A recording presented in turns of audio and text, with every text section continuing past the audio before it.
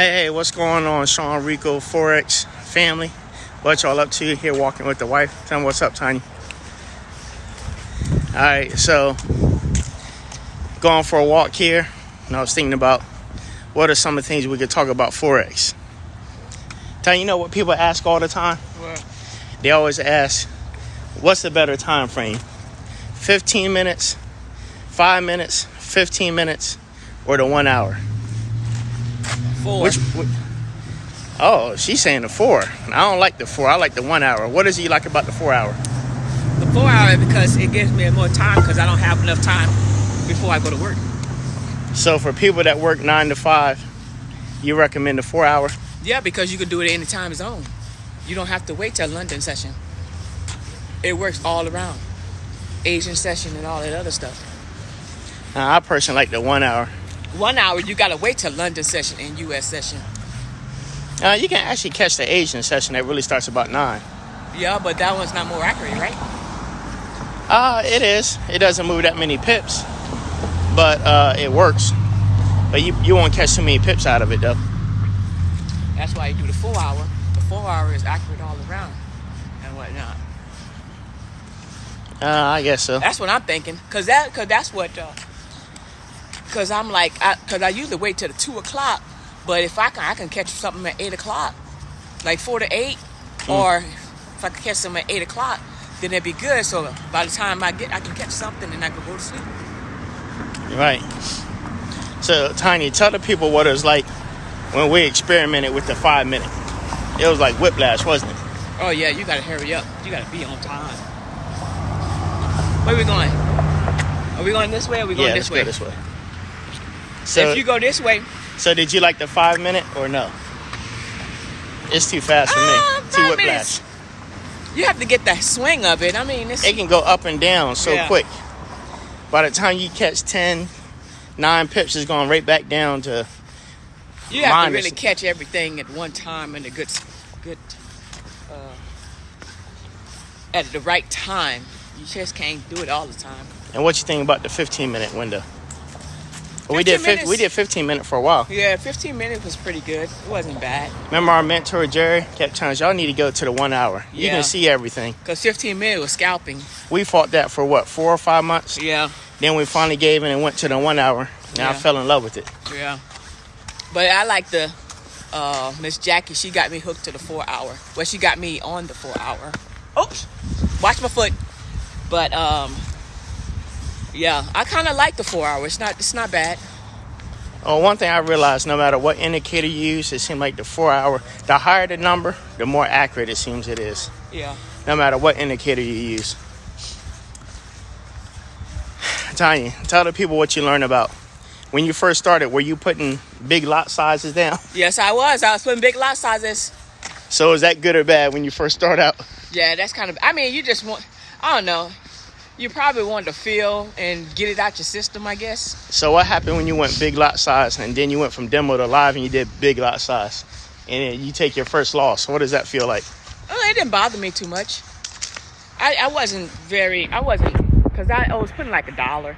I wasn't putting like $5 or something. I was putting like $1. But I was looking at it. I was like, hey, that was just money there for right now until I find out what it's about. But it didn't really bother me too much. How long do you think a person should probably stay on the demo before they even try to go live?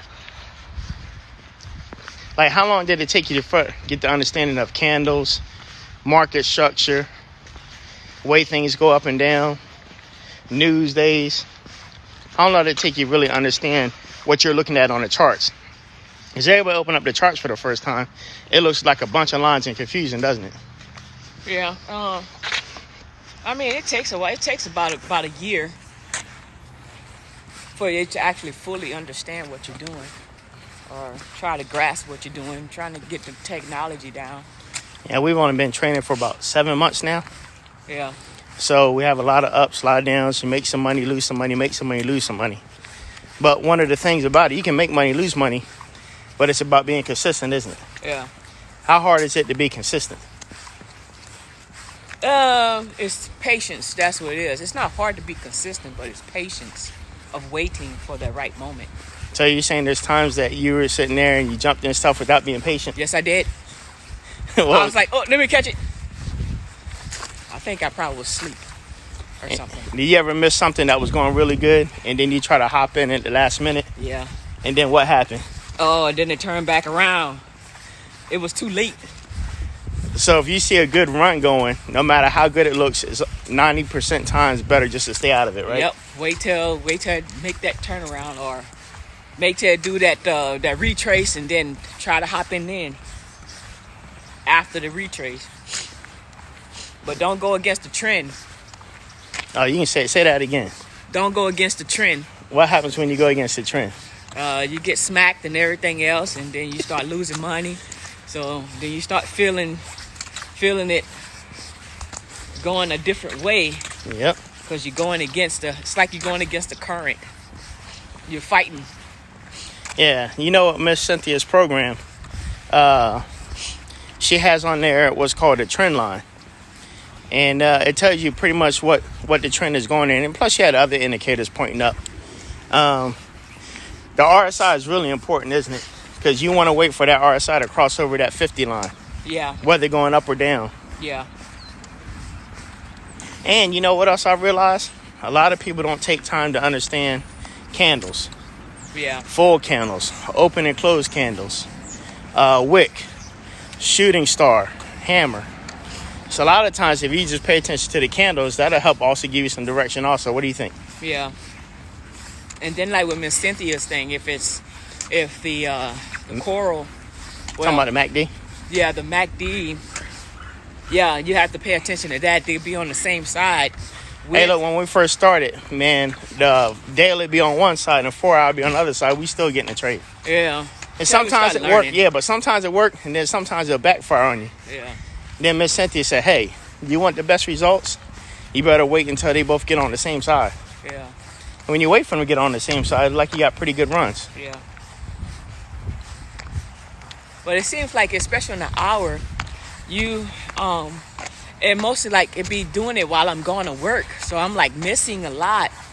So that's why I said I picked the 4 hour, because it's a lot helpful to me to work on the 4 hour, because the hour, by the time I get off of work, it's like time for stocks to be closed, the trading, the market's closing, and then when it reopens, the pip count is like huge, and so by the time 8 o'clock is, but they don't have anything on the hour. To me, it don't have as much. And then you got to wait till 2 o'clock London session, and then sometimes I'll be really tired from my job, can't get up. But if I get up, and then you got to stay up a little bit to watch, because sometimes everything don't happen at 2 o'clock or 3 o'clock. So that's why I mostly pick the 4 hour, because it's a whole lot better for me to deal with or to work with. And so each 4 hours, like 4 to 8, and then 8 to 12. So that's kind of like a little help. And then I don't have to do a lot of pips. I can do like 22 pips or maybe 25 pips, and just let it run from that. So. I'm glad you said it, because a lot of people think you got to score all these pips every day, 100 pips, 120 pips, 150 pips. And people don't realize you hit 15 pips here, 20 pips here, 15, 20, 15, 20. Next thing you know, you got $200-$300 already for the week. Yeah, it adds up. It just might seem small, because when I first started, I was like, man, and that would make you more anxious to get in trades, but then you start making a whole bunch of mistakes. So the best thing to do is just, you learn how to, it gives you patience, it makes you to have patience. So if you don't have patience, it will set you in a trend, or it will make you go backwards than forwards. So watch that car. And so it's best to just be patient from the beginning, from the get-go. It's not like you're hurting for money or anything like that. Just set a pace, set a specific pips that you want, 20, 25, and then just go from there. Just catch, like Miss Cynthia says, catch it on the same side. You catch it on the same side, you might get more than 20, 25. But Yeah. I think a lot of times, so many people, we go out and try to hit grand slams. I'm going to tell you another downfall, Tiny. sometimes watching YouTube, seeing people make 1,000, 2,000 a week, 3,000 a week, and you as a new person, you jump out thinking you can do 2,000 or 3,000 a week. Yeah. That ain't reality, is it? Yeah, and that makes you discouraged, like, because you can't get it right then and there like them. But it's taking them years to catch on and stuff like that. So, like I say, I've learned. Then, like I'm starting off 40 cents, with like 1,000 down, 1,000 in my account, and doing 40 cents. So working my way up there, and then gradually building up from there. So, I'm more. Trying to focus in your own lane. Yeah. Not trying to keep up with the Joneses. Yeah, I'm more disciplined now because I learned I don't need to put a lot, because if I put a lot, then I'm going to hurt myself even more. Then I'm going to be pushed back even further if I just kindly just take my time, look at my charts, read my each symbol, each thing that my signals, indicators, and everything like that. Make sure everything's right. If I do that and be diligent to it and just stick with it, then I see myself go further and further, a lot better. And then each month, then I can just start building my account, and then go higher than 40 cents, do 45 cents or whatever, do 50 cents. So, sooner or later it's going to grow and get better, and then I get more better and better than what I'm doing. And Tanya, tell the people, there's a lot of people out there, after the first couple months, they don't really do good, or they break even, they lose a little bit, even in demo account, and they're ready to quit. Has there ever times that you wanted to quit when you first started, like, man, I'm just not getting this, but you just stuck to it and kept going? Yeah, because there was times I wanted to quit. I was like, man, I'm just not getting this. But I just hopped right back. It seemed like when you quit, something just pushed you to hop right back in there. Yeah, I've been through a lot of stuff when I was a kid and growing up and going through stuff. And like I see my mom do stuff. So, and I wanted to be better. I wanted to do better. And then I wanted to, because I was the person that liked challenges.